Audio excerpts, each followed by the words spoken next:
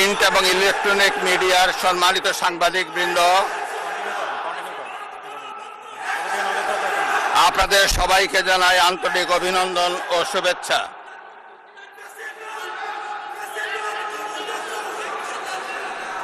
জনাব স্পিকার,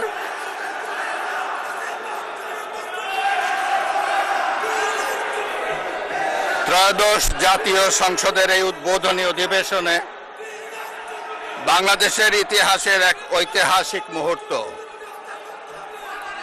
হাজারো শহীদের রক্তের সিঁড়ি বেয়ে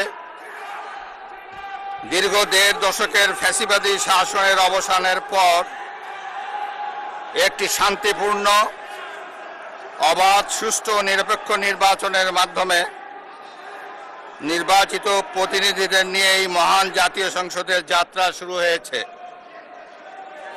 ত্রয়োদশ জাতীয় সংসদ নির্বাচনে অংশগ্রহণকারী সকল রাজনৈতিক দল এবং এই নির্বাচন আয়োজনের সঙ্গে সংশ্লিষ্ট সকলের প্রতি আন্তরিক অভিনন্দন।